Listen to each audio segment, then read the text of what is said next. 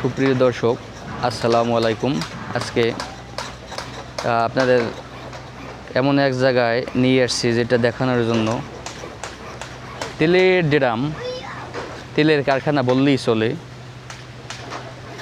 অনেকগুলো তেলের ড্রাম নারায়ণগঞ্জের সেই ঐতিহ্যবাহী ডগ ইয়ার্ডের পাশে বিভিন্ন ধরনের তেলের ড্রাম, যেগুলো তেল থাকে না তার রিপেয়ার করে। দেখেন, তেলের ড্রাম রিপেয়ার করে।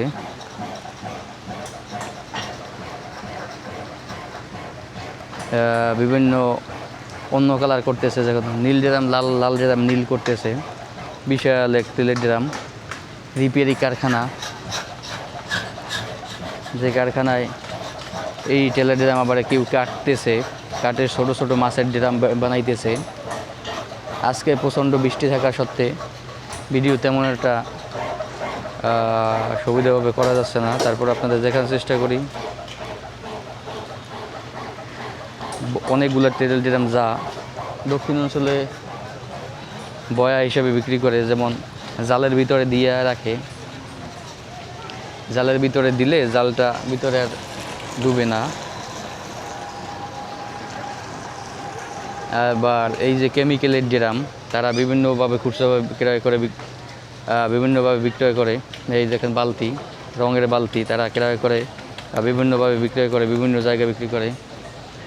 তারপরে আছে মাছের ড্রাম।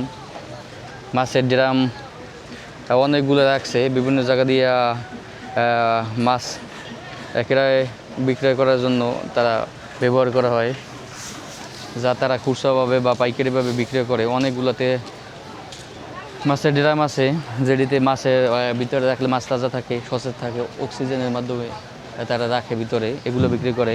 কেমিক্যাল ড্রাম তারা আবার খুচরাভাবে পাইকারিভাবে এগুলো একসাথে বিভিন্ন জায়গায় বিক্রি করে।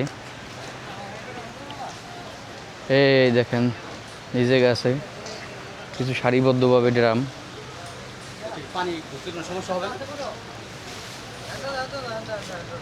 এই ড্রাম তারা বিভিন্ন জায়গা দিয়ে সংগ্রহ করছে, এখন তারা পাইকারিভাবে বিভিন্ন জায়গায় বিক্রি করে। কেমিক্যালের ড্রাম, তেলের ড্রাম।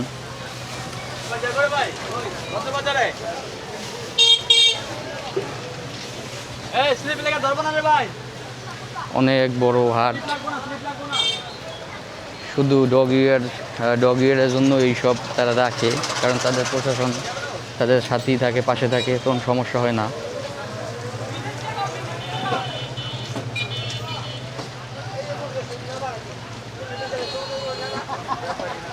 একটা দোকান আছে শুধু ছোটো ছোটো ড্রাম, যারা চাল রাখে, তেল রাখে, তারপর মুড়ি রাখে, পানি রাখে বৃষ্টির দিনে।